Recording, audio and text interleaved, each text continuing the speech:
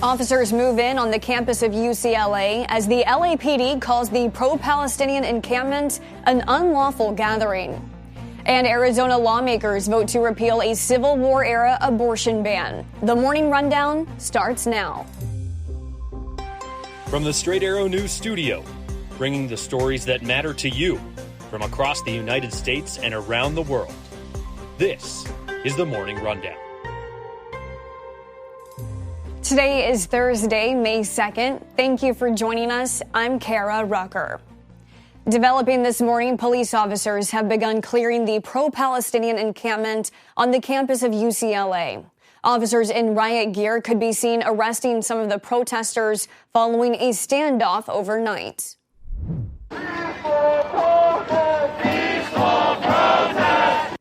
Chants of peaceful protest contrasting with images of police clashing with demonstrators on the campus of UCLA. The LAPD calling the pro-Palestinian encampment an unlawful gathering and ordering the protesters to leave. Protesters defying those orders. This morning, police could be seen entering the encampment. Reports say, however, officers pulled back a short time later after scuffling with some of the protesters before officers began dismantling barricades. Those in the encampment could be heard chanting, "We're not leaving." These latest developments follow a violent scene between pro-Palestinian demonstrators and counter-protesters in the early hours of Wednesday morning. The LAPD issued a citywide tactical alert Wednesday night, making officers aware they could be called in to assist in the ongoing situation. UCLA has been broadcasting a message telling the protesters to disperse or face administrative action. The school announced classes would be remote today and Friday. The scene at UCLA is being repeated at other college campuses across the country, with police arresting multiple people on Wednesday, including 90 people at Dartmouth College and at least 15 people at Fordham University.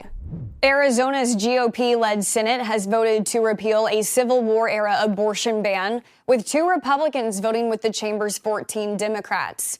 Last week, 3 Republicans joined the 29 Democrats in the state House to vote to repeal the law.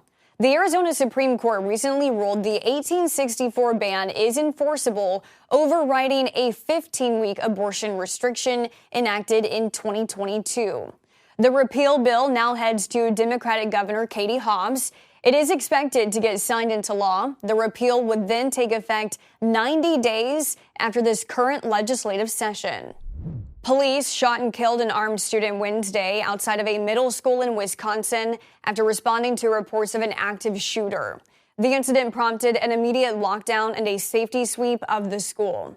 Wisconsin Attorney General Josh Kaul reported that no other injuries occurred during the incident. Police officers from the Mount Horeb Police Department responded to a report of an individual with a weapon outside the middle school.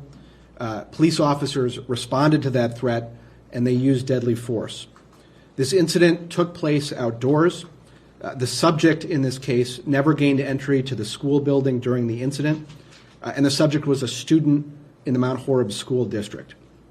Kaul was unable to confirm whether any shots were fired by the suspect, who was reportedly carrying a long gun. He also noted that the investigation is still active and some officers involved will be placed on administrative leave.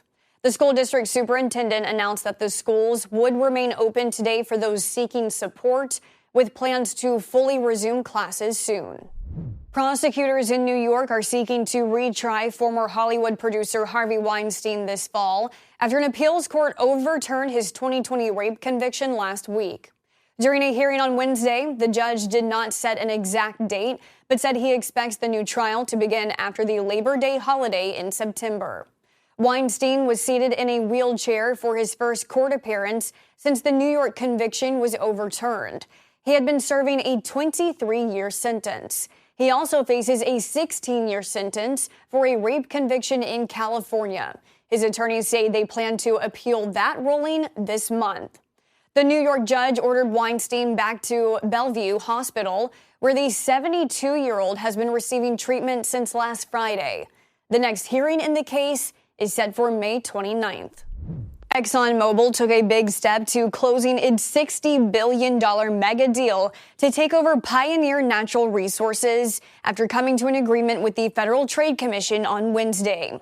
According to multiple reports, federal antitrust regulators will not block the largest oil and gas deal in 2 decades after Exxon agreed to bar former Pioneer Chief Executive Officer Scott Sheffield from its board of directors.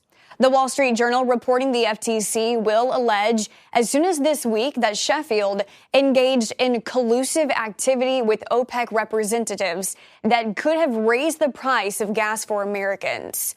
Once the agreement is filed, the acquisition could close within days, marking the biggest deal for Exxon since it merged with Mobil in the late 1990s. Finally this morning, Walt Disney World is set to host an art exhibit featuring dozens of portraits of service members and veterans, all painted by former President George W. Bush. The George W. Bush Institute in Texas is loaning 60 oil paintings. Each is accompanied by a story about the veterans written by the former president himself. The collection will be on display for a year at the Epcot theme park starting in June.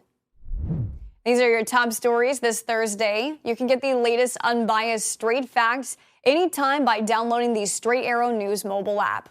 We'll see you back here tomorrow. Until then, I'm Kara Rucker. Have a great day.